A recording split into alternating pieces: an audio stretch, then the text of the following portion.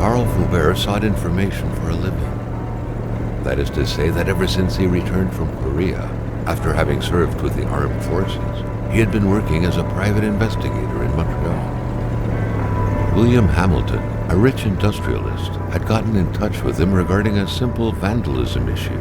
Nothing to write home about. Not worth hiring a private eye either, just so he can drive for hours on rough roads. But that's how it had always been. The client pays, Carl gets it done.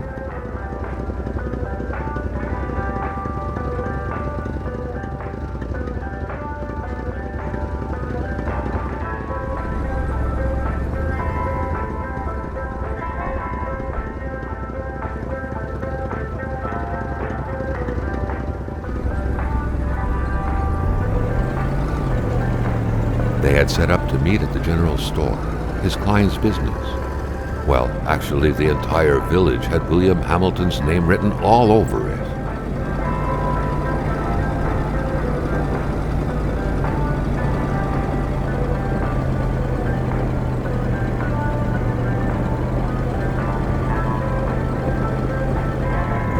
When the roads were bad, muddy, or snowed in, it was customary around these parts to close them off. But it was also customary to ignore those signs entirely and drive there anyway.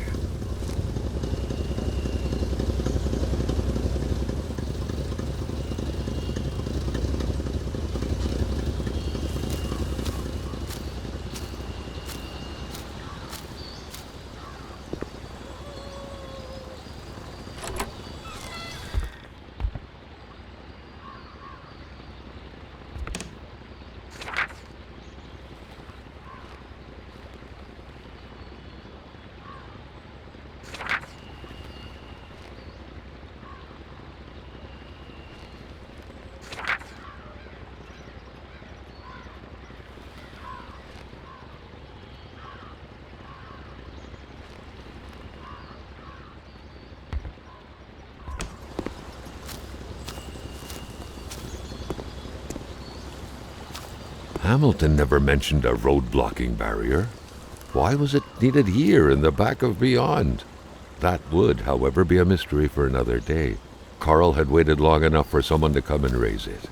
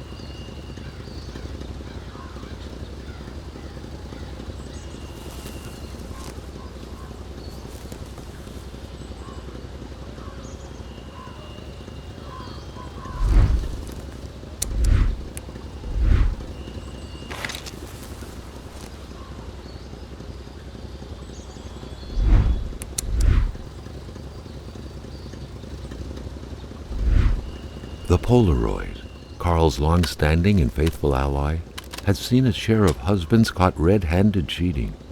There's always something out there waiting to be snapped away.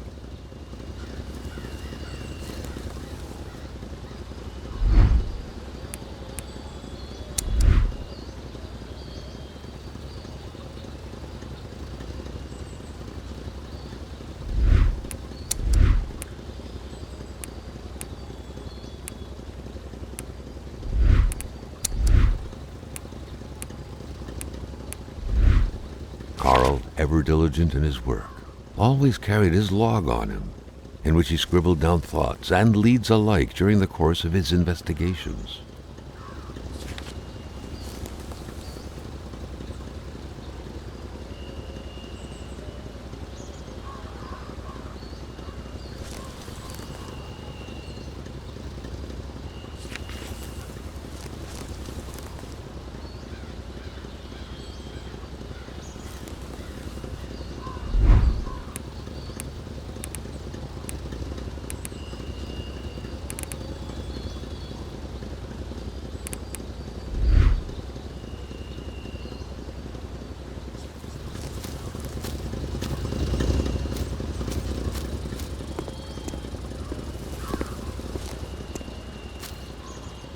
Carl was meeting his client in a store near this area. He was on the right track. Still not a soul in sight. There was no point in waiting any longer. Carl had to figure this one out by himself. Hamilton is waiting for Carl in the general store. It was time for him to get down to business. To clear his conscience, a $10 bill. Carl was an honest man.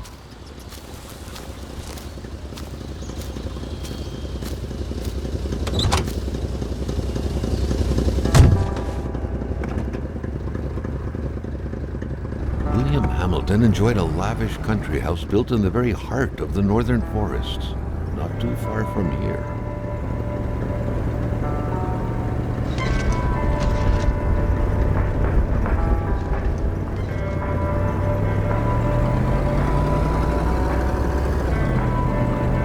The local populace was divided when it came to the affluent man. Some saw a wealthy philanthropist dedicated to improving the region's economy. Others an aging Englishman who would do anything to further his fortunes. And those ones hated him enough to go on about scheming against him. Hamilton had recently acquired a few local businesses, but the last straw was the reopening of a mine, which gave rise to a wave of protests and threats from the Cree people.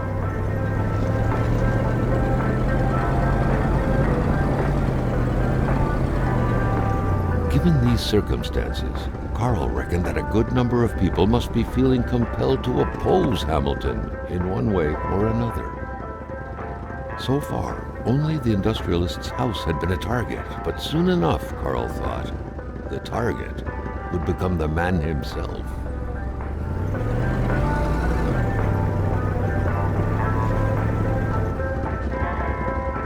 Now wasn't a good time to wander about.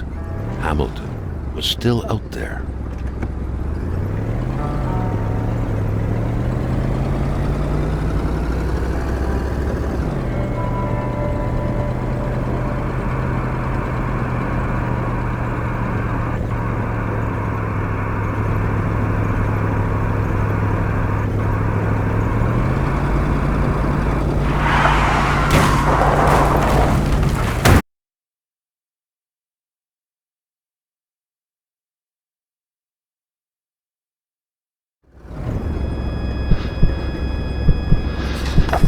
Carl needed to get out of there. The cold and the pain required urgent care.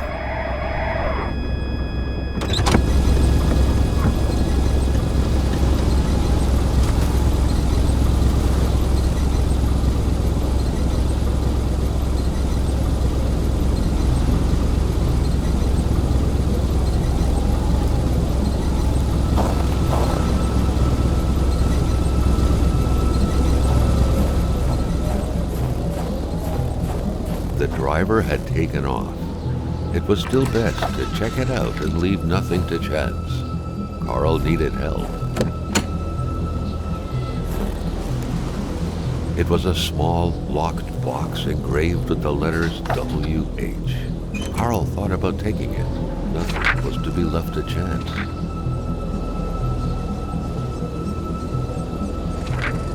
Such heart-wrenching Nordic poetry that was. But Carl didn't care much about flowery language.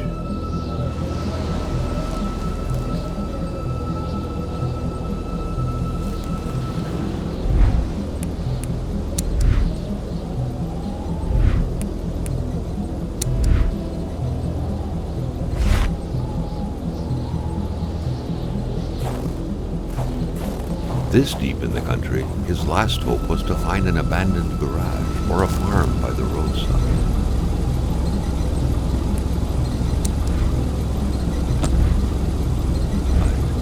His life depended on it.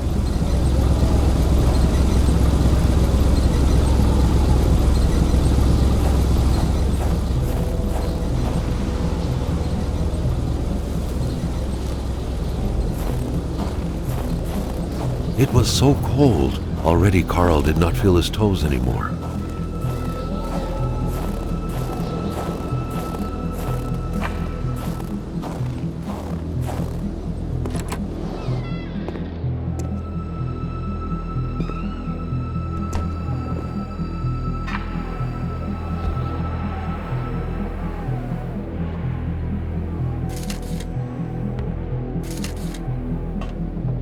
Even better than he had hoped.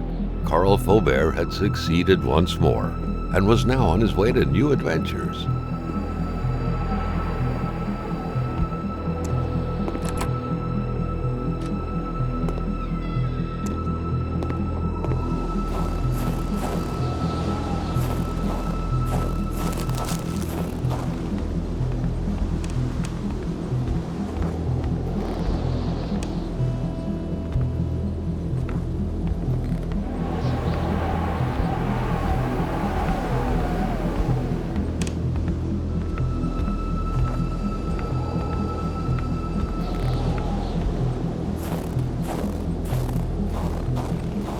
The cold was burning Carl. He would not hold up much longer. He had to warm himself.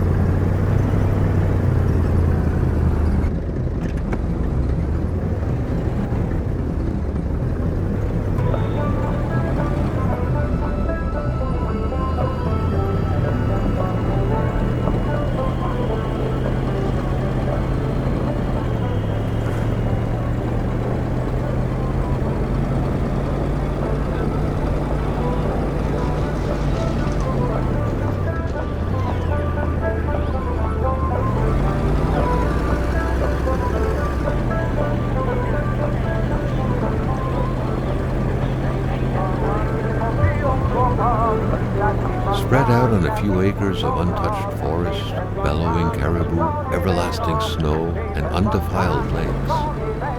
The MANASTAN region was no tourist hub. It was said to have been populated for millennia by Cree people, and ever since the industrial era, by the metal mining industry.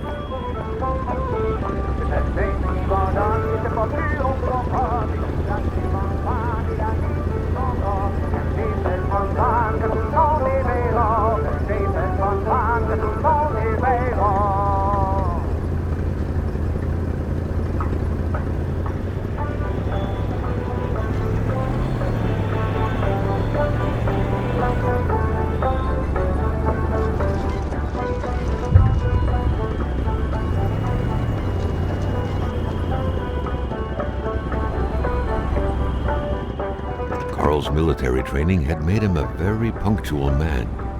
Being late to his meeting with Hamilton was out of the question.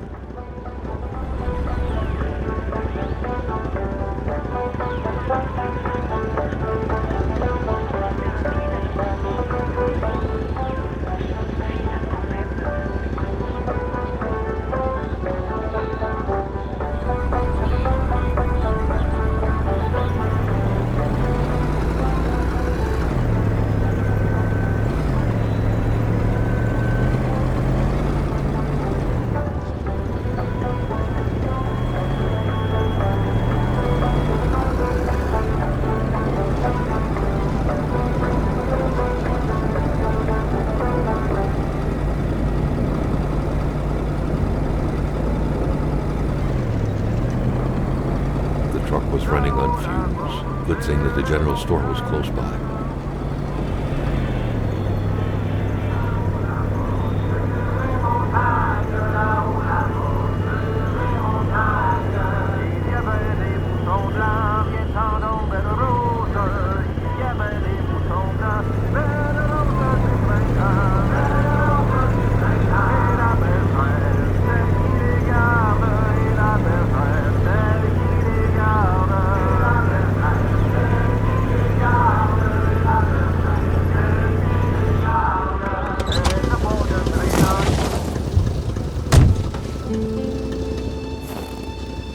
Wouldn't surrender their divine nectar so easily. In all likelihood, they had to be switched on from inside the store.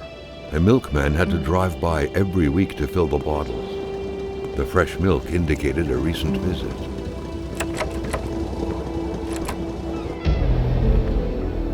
Carl had no trouble recognizing his employer. He had been killed. There was no need to be a detective to figure that out. But only a detective could have noticed that the killer had to have been very close, that the fatal blow had been given before the victim even realized.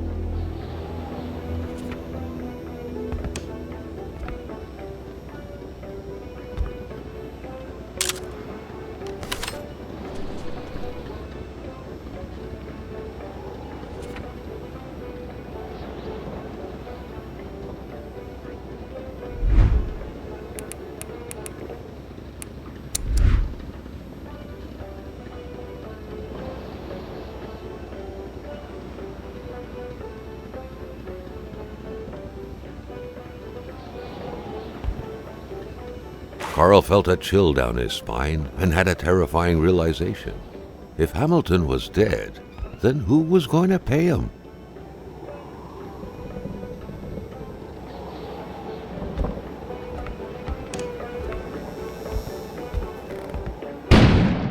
An explosion suddenly occurred outside.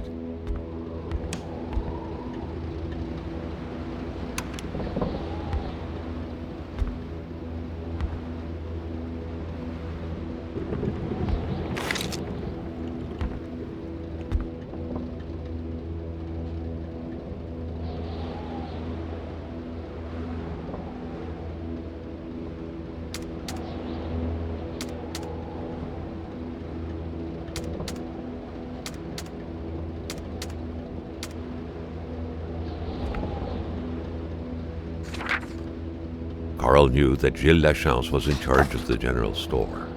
That made him one of Hamilton's employees. A very angry employee, as Carl could plainly see.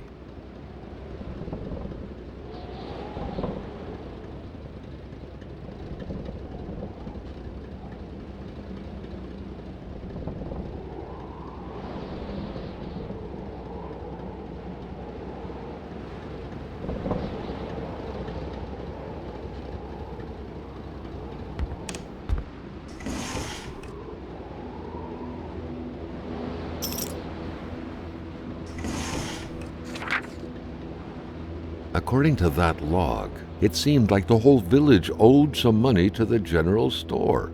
Carl was far more interested in the bunch of nearby addresses he had just gotten his hands on, though.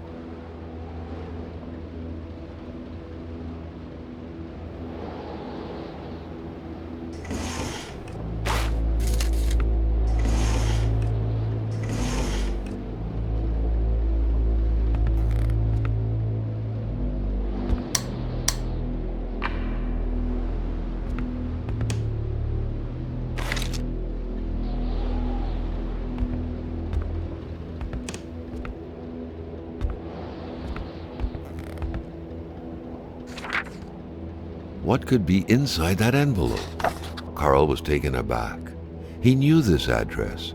It was said to be the address of the P.O. box for the Canadian Secret Service.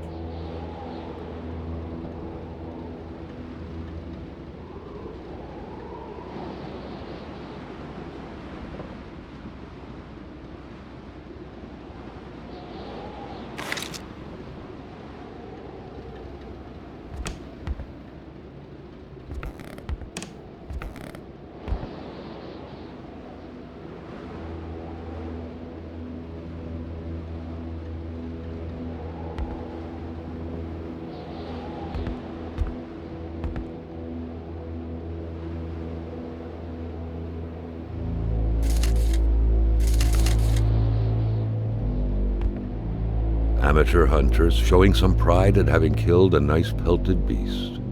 With men like this roaming the area, wolves would become extinct within 10 years, Carl thought.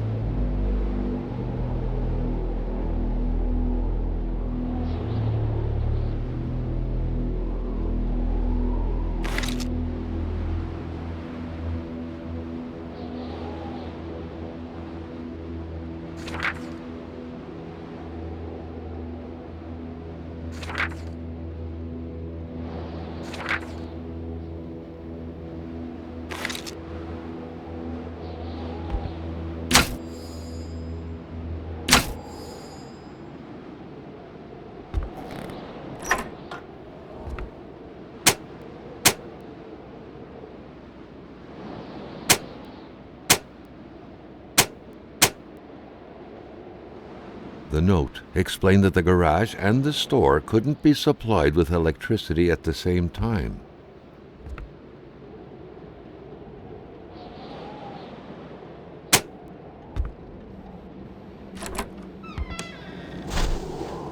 Maintaining his composure, Carl recalled something from his military training. Wolves always stay away from populated areas. Wait, was it about bears?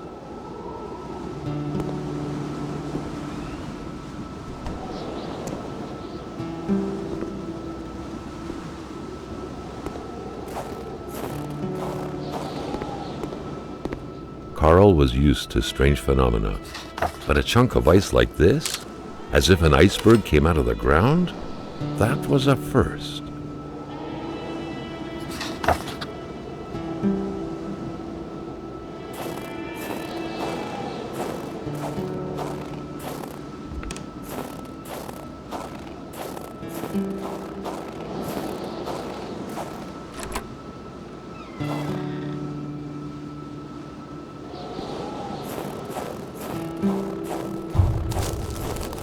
Carl felt that the store and its surroundings still held their secrets, and he didn't like to miss out.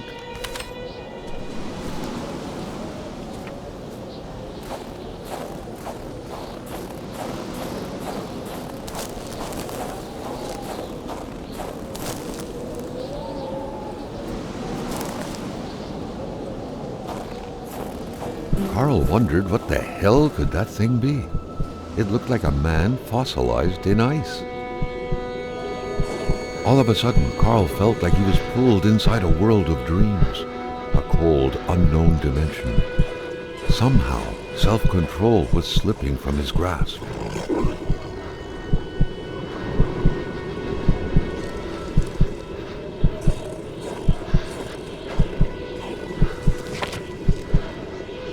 To all appearances, this was a hunting log. Better yet, a war diary.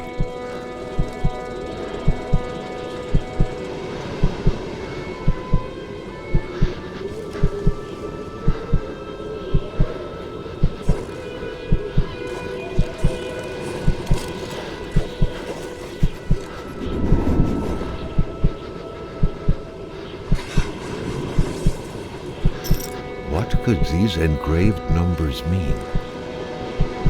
A fresh path suddenly appeared before Carl.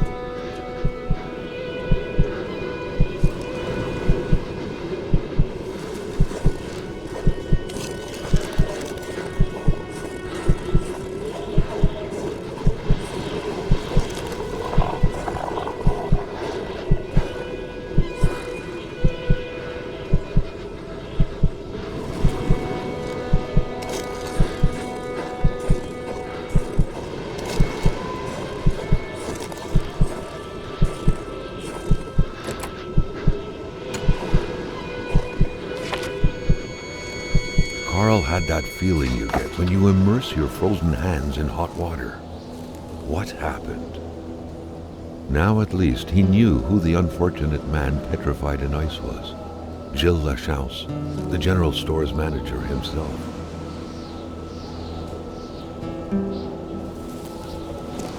That That had to be the worst parking job ever. Who was Carl to judge, though? It may be customary to park like that around these parts. Or not.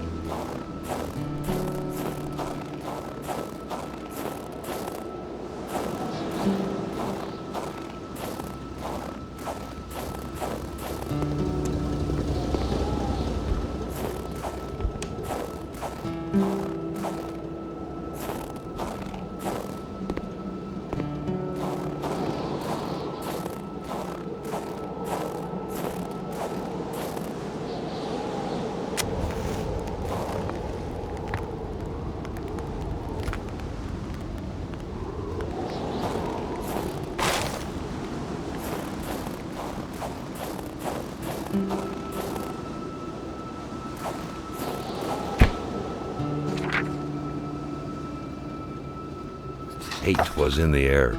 Seems like some villagers barely tolerated each other.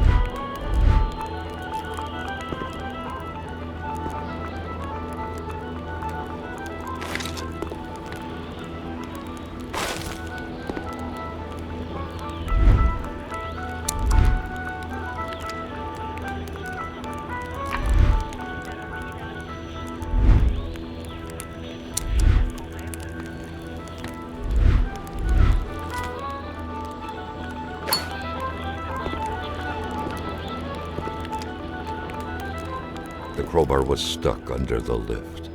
Notwithstanding Carl's imposing stature, Car lifting wasn't part of his skill set yet.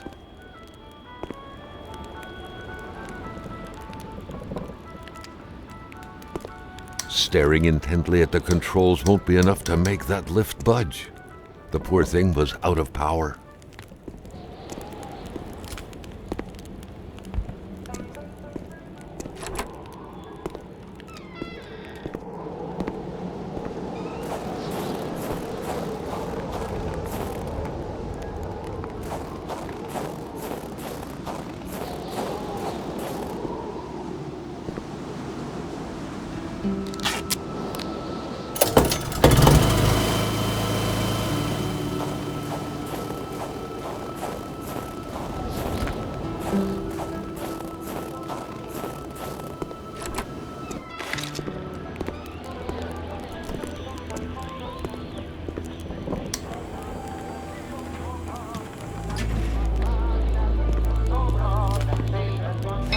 At long last, the crowbar was within Carl's grasp. Surely it would come in handy at some point.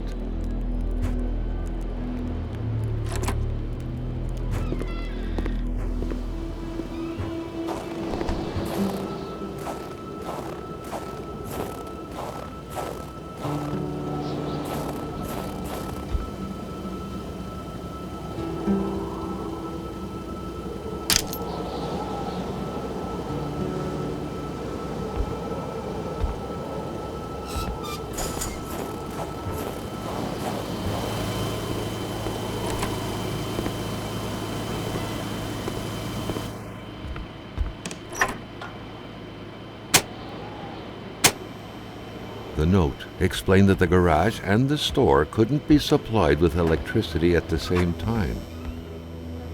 Jumping from that height was akin to tempting death. Perhaps that man on the snowmobile had seen enough of this world already.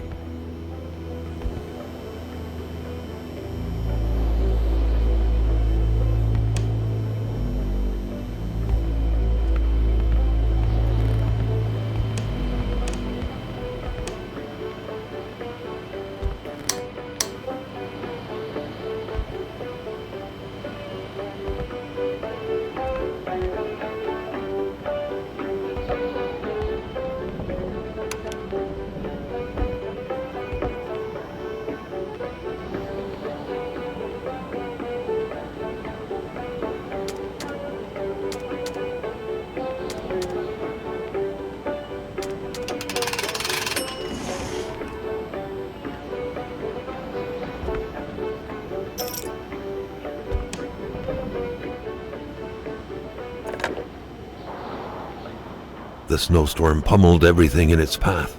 Carl was not surprised when he heard no tone.